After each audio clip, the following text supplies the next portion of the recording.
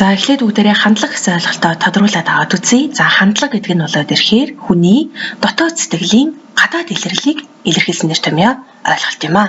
За тодруулах юм бол хүн дотроо юу бодож явдаг, аливаа зүйлийг хэрхэн үнэлдэг, юуг эрхмэлдэг болох нь харагдахыг хандлага гэж нэрлэдэг байдаг бахнэ.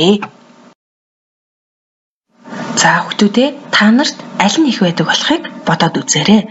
Аливаа зүйлийг хүлээж авангуудаа хэцүү, төвөгтэй санагдаж байгаа саад бэрхшээлүү эсвэл шийдэж болмоор үед санагдаж байгаа боломж дүүрэн бодлоо дөө. За тэгэхээр энэ хоёрын аль нь их байдгаар нь тухайн хүний хандлага нь эерэг болоод сөрөг болохыг тодорхойлж болдго юм байна. За одоо бүгдээрээ энэ хуудасаар хандлагын англи төрлүүдийг аваад үзье. За өөртөө хандах хандлага гэж байна. За энэ нь болоод ирэхээр өөрөө өөртөө шаардлага тавьдаг, өөрөө өөрийгөө хөгжүүлж чаддаг, өөрөө өөрийгөө үнэлж хүндэлдэг байх тухай асуудал юм аа. За тэгэхээр өөртөө хандах хандлага нь эерэг хүн болоод ирэхээр өөртөө анхаарал тавиад, өмсөн зүйсэндээ хяналт тавиад үг яриагаа хүртэл цэнжийдэг байх нэ. За өөрийгөө сөргөөр үнэлдэг нь болоод ирэхээр хамаа намаагүй муухай байдаг гэж бүгдээрээ ойлгож болох нэ. За эд зүйлд хандах хандлага гэдэг нь болоод ирэхээр хэдийгээр эд зүйл нь амьгууч гэсэндээ ариг гамтай хэрэгэлдэг, цэвэр нямбай хандцаг зэрэг нь тухайн хүний эерэг эд зүйлтэй хандах хандлагыг илэрхийлдэг учиртай.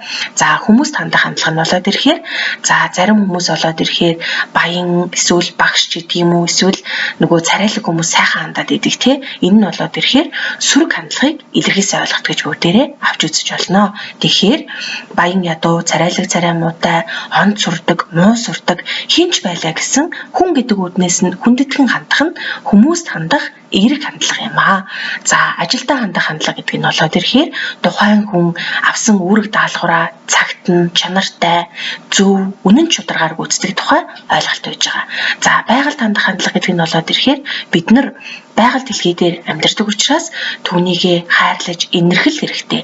Хэдийгээр амьгууч юм шиг хэрнээсээ бид бүхний гэр орон болдог гэдэг утгыг бид нар хизээд мартаж болохгүй юм аа. Тэгэхээр хандлага гэдэг зүйл бол биднэр нэг ч үг хэлүүлгүйгээр хэн болохыг маань тодорхойлуулждаг чухал ойлголт юм байна шүү хүүхдүүдээ.